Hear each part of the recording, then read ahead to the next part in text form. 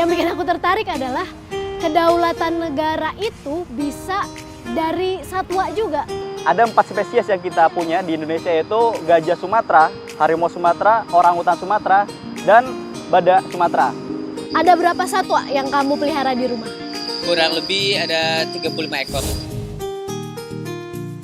Selamat sore Sobat Hijau, bertemu lagi di podcast Ngabuburit di Hutan.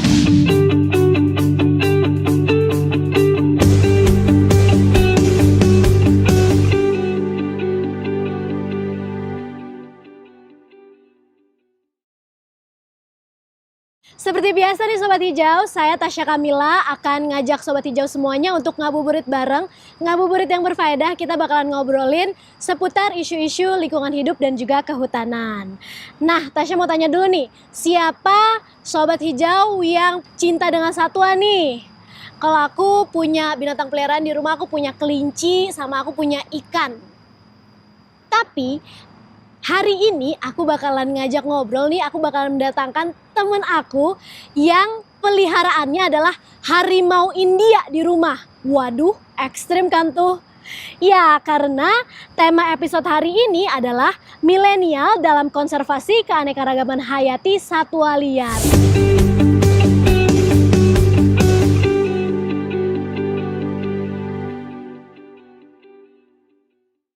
Dan Sobat Hijau, sebagai informasi, dalam proses produksi dan syuting podcast ini, kami sudah menjalankan protokol kesehatan untuk mencegah penularan COVID-19. Sobat Hijau, apa sih keanekaragaman satwa liar? Apa ya kira-kira? Bagi yang belum tahu, ayo kita sama-sama saksikan tayangan berikut ini.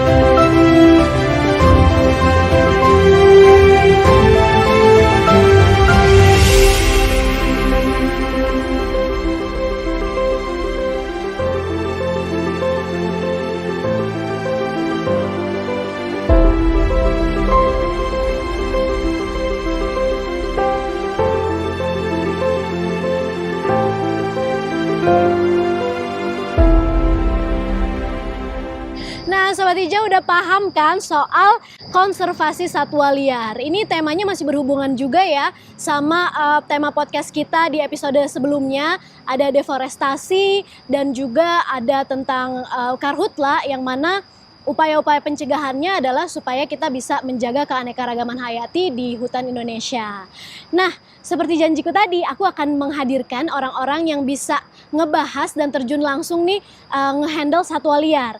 Kali ini kita bakalan ngobrol sama seorang animal handler yang pelihara berbagai satwa di rumahnya. Ada Alsyad Ahmad. Halo. Hai, apa kabar? Halo Tasya, baik kabarnya. Terima kasih ya udah ikutan ngabuburit di hutan bareng aku. Sama-sama. Dan gak cuma ada Alsyad doang, tapi kita juga ditemani dengan Mas Irfan, staf pengawetan in situ dengan latar belakang pendidikan bidang hukum di Direktorat Konservasi Keanekaragaman Hayati KLHK. Hai Mas Irfan. Wah, bakalan seru banget nih obrolan kita karena dua-duanya sama-sama cinta dan peduli terhadap satwa liar. Yang pertama yang mau aku tanyain ya sama kedua narasumber kita nih, kenapa sih keanekaragaman hayati itu penting? Mungkin ke Mas Irfan dulu deh. Kenapa sih keanekaragaman hayati itu harus dilestarikan, harus dilindungi, khususnya di hutan Indonesia? Kita flashback dulu ke belakang sebelumnya. Indonesia memiliki keanekaragaman hayati yang melimpah, terutama pada tingkat spesies, genetik, dan ekosistem. Di mana 720 mamalia di Indonesia itu sudah diakui oleh negara maupun di tingkat global. Konservasi keanekaragaman hayati itu sangat penting karena selain menjadi bagian dari isi bumi, tentu juga diciptakan oleh Yang Maha Kuasa karena ada manfaat di dalamnya. Sehingga kita perlu melindunginya. Namun kita juga bisa memanfaatkannya. Tapi ingat, memanfaatkannya itu harus secara lestari, yang kita kenal biasanya dengan secara berkelanjutan. Flagship spesies di Indonesia itu melambangkan sebagai satwa kedaulatan negara. Ada 4 spesies yang kita punya di Indonesia, yaitu gajah Sumatera, harimau Sumatera, orangutan Sumatera, dan badak Sumatera. Itu menjadi kedaulatan negara itu bisa dilihat dari satwa-satwa prioritas kita itu. Wah, aku tertarik nih soal flagship species yang tadi Mas Irfan udah sempat sebutkan.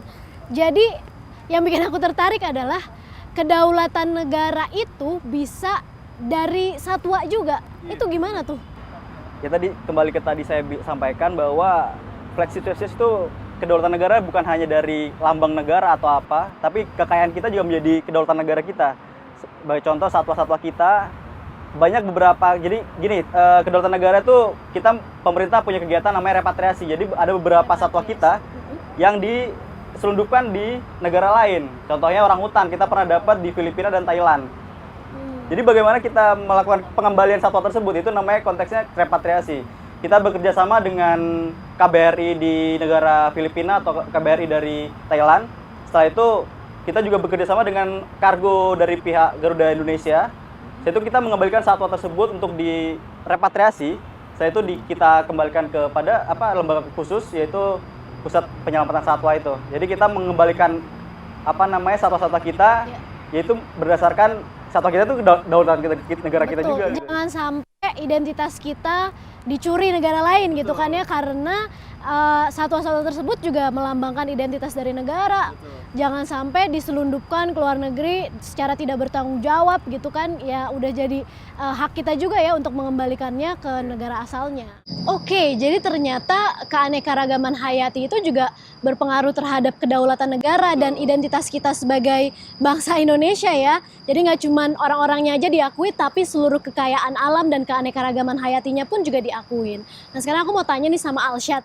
Alsyad, tentunya sebagai penangkar hewan atau satwa, pasti kan tanggung jawabnya banyak, harus memperhatikan juga tuh animal welfare ataupun kesejahteraan dari satwa tersebut kan. Apa aja sih sebenarnya tanggung jawab kamu?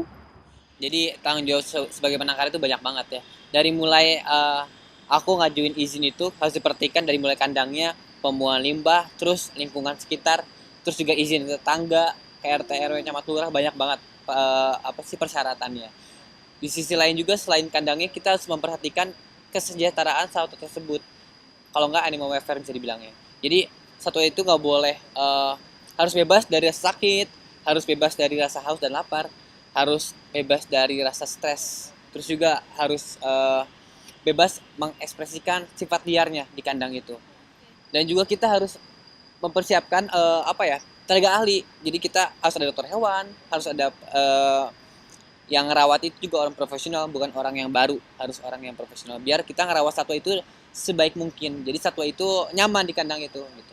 Selain itu juga kita harus memperhatikan enrichment atau enggak pengayaan. Jadi binatang itu di kandang takutnya bosen. Jadi kita harus bikin terus kayak untuk harimau Harus nih. disuruh nonton YouTube gitu biar Wah, nggak kayak bosen. YouTube. Tapi kita kalau misalkan harimau Cuma biasanya, saya. nah itu kalau misalkan Tasya mungkin YouTube ya di kamarnya. Kalau misalkan harimau di kandangnya biasanya dikasih enrichment semacam kayak misalkan buah kelapa nih, kita dalamnya kasih daging gelindingin. Jadi dia ada mainan kurang lebih. Jadi tetap menstimulasi otaknya biar tetap aktif, nggak cuma tidur doang. Jadi ada aktivitas lain-lain di kandang. Gitu. Aktif ya Bun Harus aktif hewannya. harimau. Kalau nggak kasihan dia pertama bosan terus juga takut obesitas. Oh Gitu. iya iya. Jadi itu kan kesehatan dia juga ya harus Iya, diperhatikan dan ya. juga nutrisinya harus jaga. Kebetulan di rumah emang ada ahli nutrisi. Jadi untuk pakan satwa semua dihitung porsinya. Kombinasinya, banyaknya, variasinya itu. Udah kayak kebun binatang sebenarnya sih di rumah. Iya, Udah ya. nggak sistemnya kayak gitu ya, udah mirip lah, hampir mendekati. Jadi benar-benar kesejahteraan hewan tersebut tuh harus benar-benar dijaga dan itu merupakan tanggung jawab yang besar juga ya bagi penangkar. Gampang. Dan tanggung jawab kita juga kepada negara nih untuk melindungi satwa-satwa ini seperti apa. Iya betul banget. Terus Mas Irfan, kalau tadi Alsyad udah ngejelasin soal kesejahteraan hewan-hewan atau satwa ex situ ya sebagai penangkar. Kalau untuk in situ sendiri ada nggak sih aturan khusus ataupun cara-cara untuk make sure bahwa hewan-hewan atau satwa-satwa yang tinggal di alam itu tuh sejahtera? Jadi kesejahteraan satwa di in situ yang kita kenal sebagai upaya pelestarian alam, khususnya yang berada di habitat aslinya atau alaminya, kita harus melakukan upaya bagaimana ketersediaan pakan yang cukup dan agar dia juga bisa berkembang biak secara alami di alam. Kegiatan ini dimulai pada saat diselamatkan dari konflik dengan manusia. Kegiatan di in situ, seperti tadi saya sampaikan, terdapat lembaga konservasi khusus, yaitu lembaga yang dikelola langsung oleh pemerintah melalui kerjasama dengan mitra. Di situ banyak beberapa satwa-satwa kita yang butuh penanganan khusus, terutama setelah dia direscue di alam, setelah dia diselamatkan di alam, dia butuh penanganan khusus untuk dipulihkan kembali agar sifat liarnya kembali lagi ke alam. Dan tidak lupa juga ada beberapa teknisi dari pusat rehabilitasi tadi itu, kita mendatangkan namanya tim-tim khusus ya dokter hewan dari tiap mitra. Nah sekarang aku mau tanya nih sama Alsyad sebagai orang yang cinta dan peduli juga terhadap satwa. Menurut kamu kenapa sih habitat dari satwa-satwa tersebut harus dilindungi supaya satwa liar itu nggak terancam punah? Iya, jadi selain kata Mas Irfan tadi ya, kalau misalkan Indonesia itu emang kaya akan keanekaragaman hayatinya, satwa liar di alam itu mempunyai peran penting untuk ekosistem. Jadi setiap satwa itu di alam liarnya, dia punya peran penting untuk menjaga keseimbangan alam kita. Jadi kalau misalkan keseimbangan itu terganggu, misalkan ada satwa yang punah atau populasi berkurang, itu bisa mengganggu kestabilannya sehingga ntar bisa belepotan, bisa jadi bencana alam, bisa jadi balik ke kita sendiri. Intinya ujung-ujungnya lagi rugi ke manusia gitu. Oke, merugikan manusia juga ya. Iya, pastinya. Karena kalau ekosistem itu, jadi kuncinya guys, keseimbangan ekosistem. Kadang-kadang kan kita suka berpikir ya kayak ya udahlah satwa emang kalau punah apa urusannya sama kehidupan gue. Padahal apapun itu yang namanya ekosistem kalau udah terganggu pasti akan ada dampaknya ke manusia juga gitu, ke tumbuh-tumbuhan yang ada gitu kan. Itu udah suatu rantai yang kalau kita ganggu gugat itu akan mempengaruhi hidup, akan rusak. Betul banget tuh. Alsyad kan pasti ya semuanya Sobat Hijau juga udah kenal lah ya, udah suka nonton di YouTube juga ya, pelihara banyak satwa gitu ya. Ada berapa satwa yang kamu pelihara di rumah? Kurang lebih ada 35 ekor lah. Ada 35 ekor. Tadi kalau yang harimau itu jangan-jangan harimau yang dilindungi ya? Enggak dong, yang aku di rumah itu harimau benggala dari India. Dia tidak termasuk satwa yang dilindungi karena bukan berasal dari Indonesia, Oh dari India. seperti itu. Oke Sobat Hijau, makanya ternyata urusan menangkar satwa liar itu bukan urusan yang mudah loh.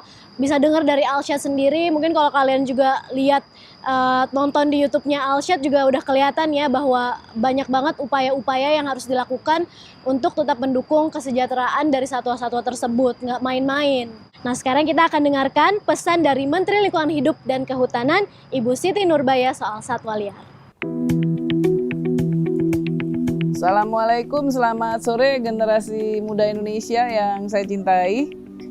Kita hari ini akan bicara milenial dan konservasi spesies satwa liar.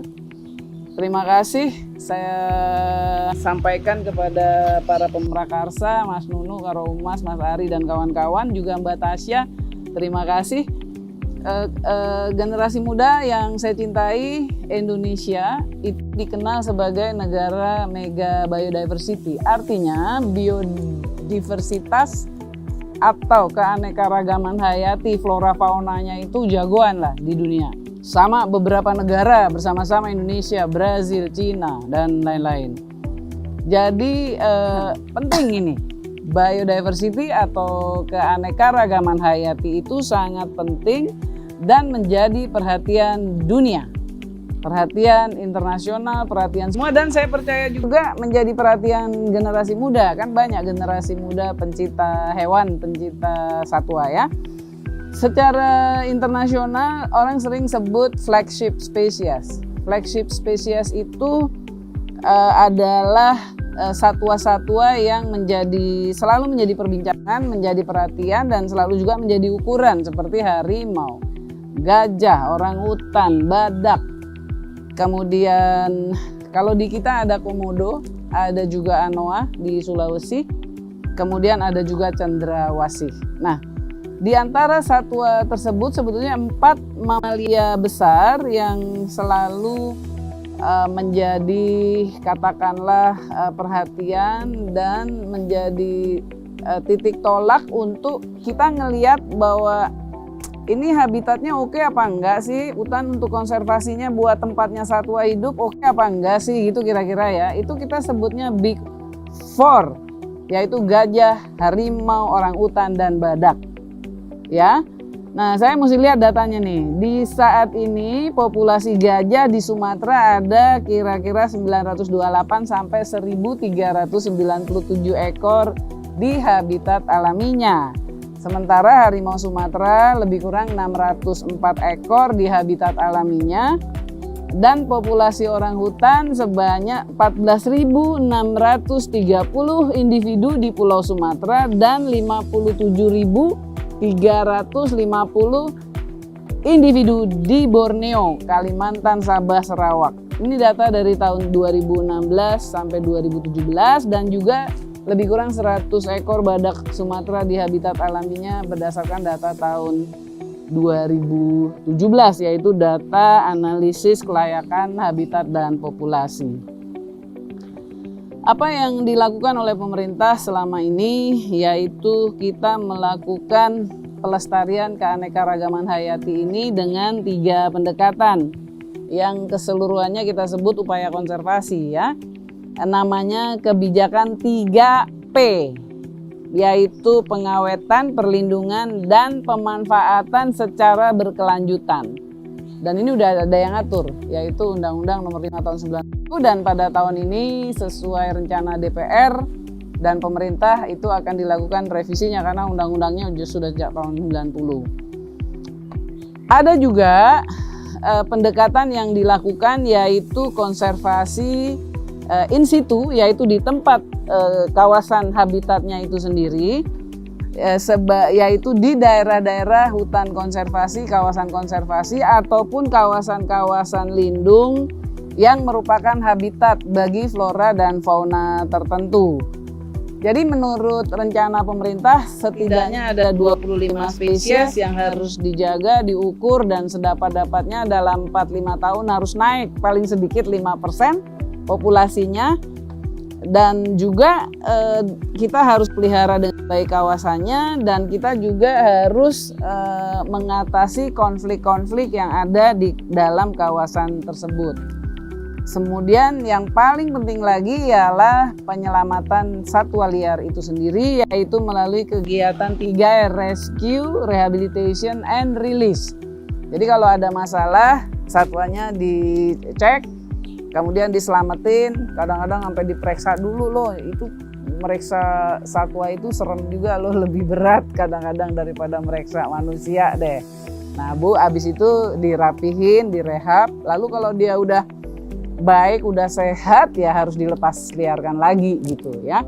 Nah, di sisi lain ada yang melalui lembaga konservasi. Lembaga konservasi itu misalnya tempat-tempat penangkaran, bisa juga kebun binatang dan lain-lain yang kita sebut ex situ.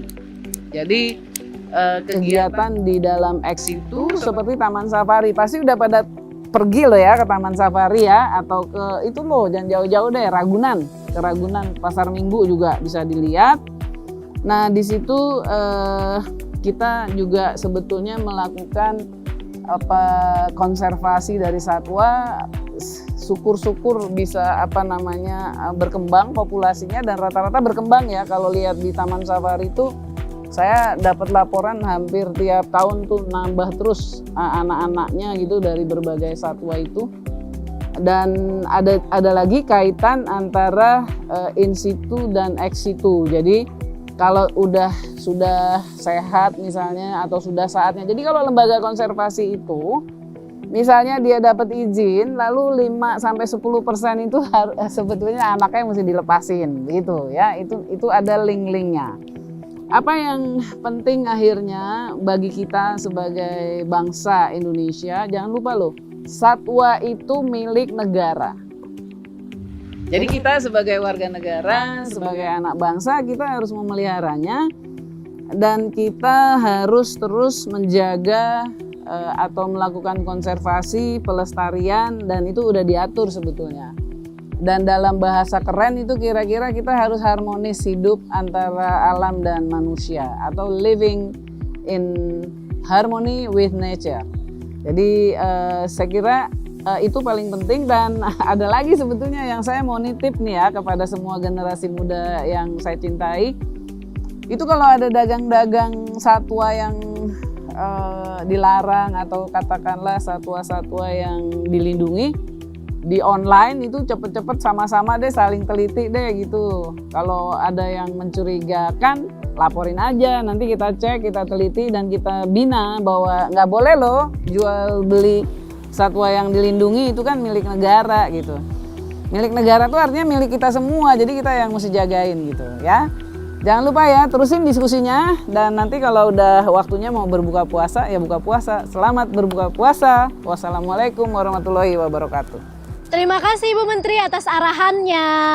Oke, kita balik lagi ya nanya ke Alsyad nih. Sebenarnya kamu menangkar ataupun memelihara satwa-satwa liar tersebut di rumah kamu, itu tuh ada tanggung jawab untuk ngelepasin lagi nggak sih ke alam? Jadi setiap penangkar itu mempunyai kewajiban restocking atau rilis kembali 10% dari hasil tangkarannya. Jadi kalau misalkan di rumah nih ada merak Jawa nih 10 ekor, 1 ekornya anaknya diserahin ke negara buat dirilis kembali atau dilepas kembali ke alam. Jadi ujungnya untuk kita membantu habitatnya yang di alam atau enggak populasi di alam terus bertambah. Jadi kita support terus konservasi dari ex situ itu terus support buat konservasi yang in situ biar mereka populasi terus bertambah di alamnya gitu. Oke, iya jadi tetap aja ya punya tanggung jawab untuk melepas liarkan kembali sekian persen yang udah ditangkar gitu. 10%. Jadi 10% yang udah ditangkar. Oke Mas Irfan, sekarang sebenarnya apa sih kerusakan-kerusakan apa sih yang terjadi di habitat dari satwa-satwa liar yang sangat membahayakan keanekaragaman hayati? Oke, terima kasih Mbak Tasya. Konservasi itu berbicaranya ke perlindungan pelestarian.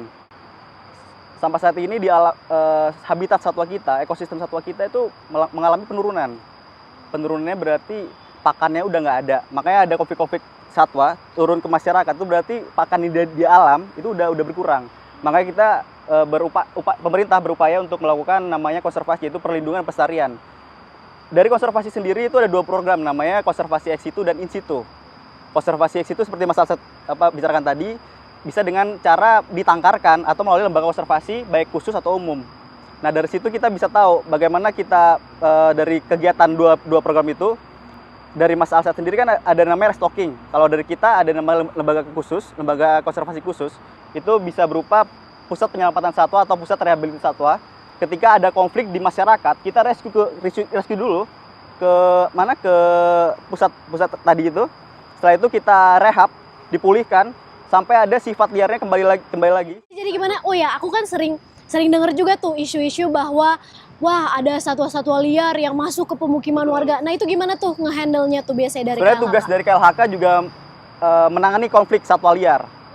Melalui Direktorat Jenderal KSDAE kita punya yang namanya unit pelaksana teknis. Di setiap provinsi itu ada. Kita juga membangun namanya call center siap siaga, yaitu tim dari unit pelaksana teknis yaitu Wildlife Rescue Unit.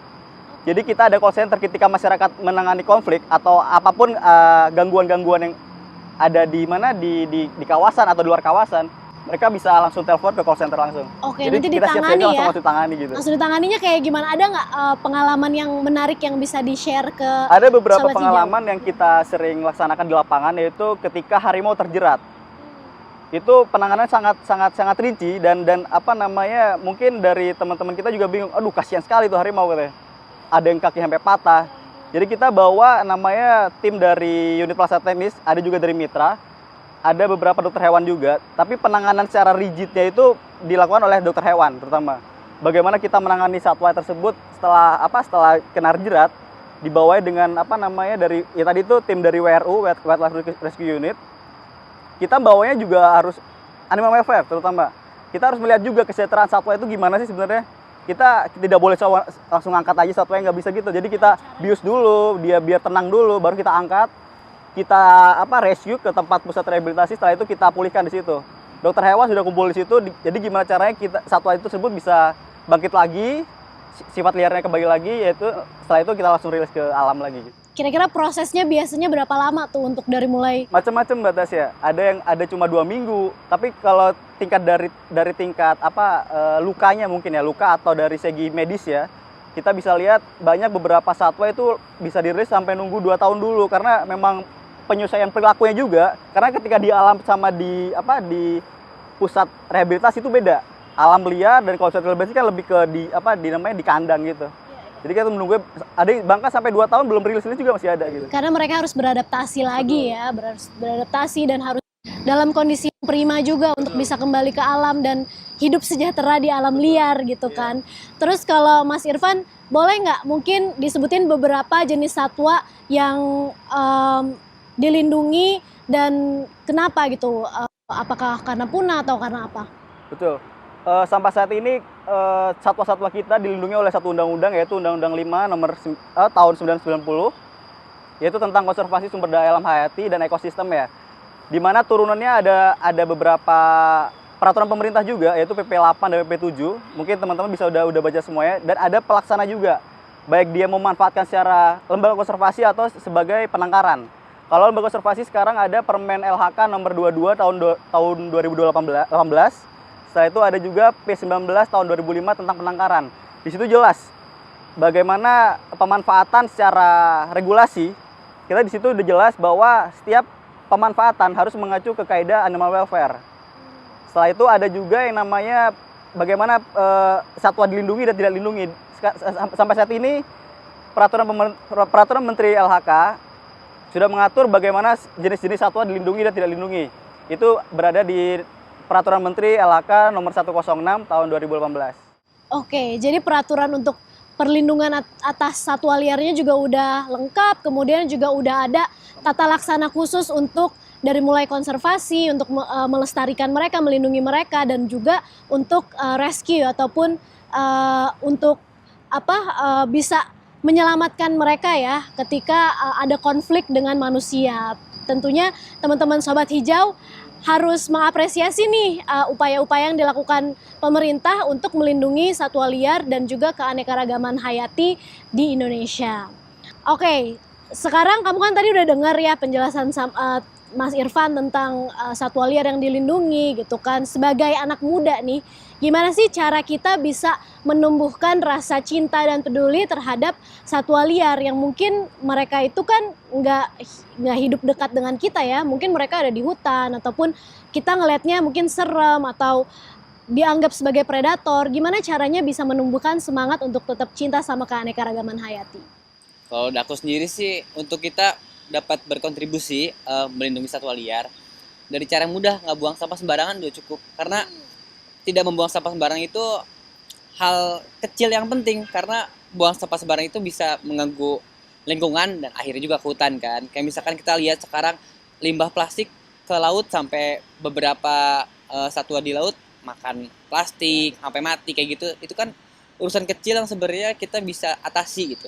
Dimulai dari situ dulu, misalkan kita udah bisa menjaga lingkungan kita, membuang limbah pada tempatnya, itu udah bisa membantu. Tapi kalau misalkan ada teman-teman misalkan yang mau lebih dalam untuk berkontribusi di satwa liar atau di konservasi, bisa misalkan ikutan NGO untuk itu, atau nggak ikut acara rilis atau nggak apapun itu, banyak programnya itu kita bisa ikut sih. Selain kita banyak pengalaman di sana entarnya, kayak misalkan kita tahu gimana sih sistem konservasi Indonesia kayak gitu, kita juga senang lah bisa menyalurkan hobi kita ke sana juga kayak gitu sih. Iya, betul banget tuh. Jadi yang pertama yang harus kita lakukan adalah kita juga harus jaga lingkungan dan alam di sekitar kita. Dimulai dari unit terkecil dulu nih, dari keluarga kita, dari rumah tangga kita sendiri gitu kan. Kita terapkan prinsip-prinsip hidup ramah lingkungan. Dan selain itu untuk membentuk ya, untuk membangun empati kita juga, untuk membangun rasa cinta dan kepedulian kita juga terhadap satwa. Mungkin teman-teman bisa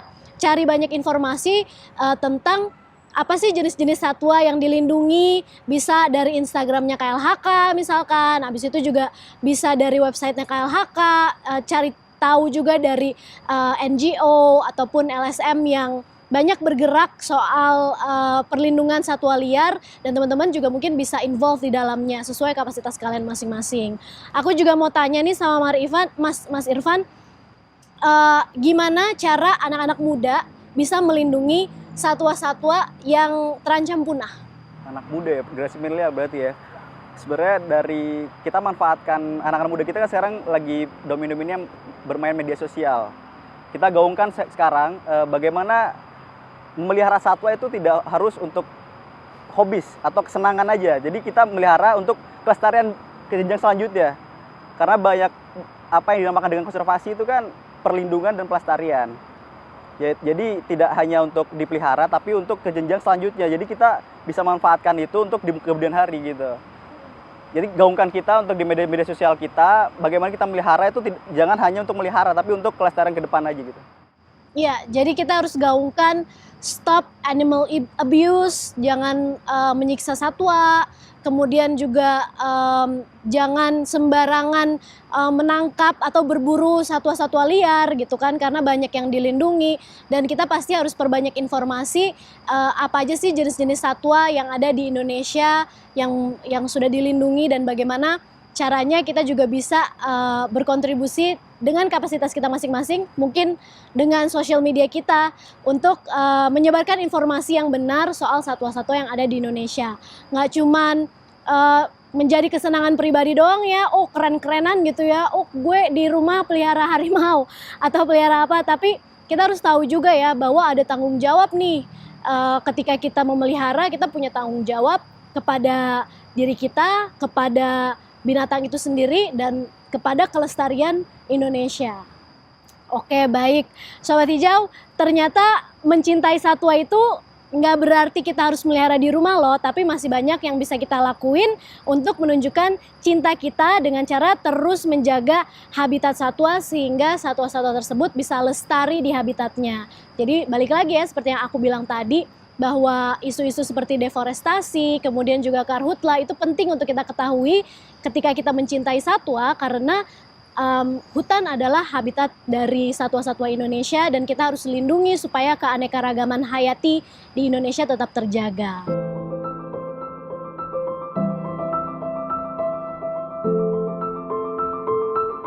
Udah tugas kita sebagai manusia, sebagai pemimpin di bumi ini untuk bisa melindungi satwa-satwa dari kepunahan. Baiklah, nggak kerasa nih Sobat Hijau, ternyata sebentar lagi udah buka puasa. Kita seru banget ya, udah ngobrolin soal satwa liar dan bagaimana cara-caranya kita bisa melindungi satwa-satwa tersebut. Aku mau terima kasih sama Alshad, sama Mas Irfan karena udah bergabung di podcast Ngabuburit di Hutan. Semoga episode kali ini bisa membangkitkan semangat kalian nih Sobat Hijau untuk terus mencintai satwa liar yang ada di Indonesia, untuk terus melindunginya dan menjaga keanekaragaman hayati di Indonesia. Saya Tasya Kamila beserta Alshad dan juga Mas Irfan undur diri. Terima kasih udah bergabung. Salam lestari. Sampai jumpa.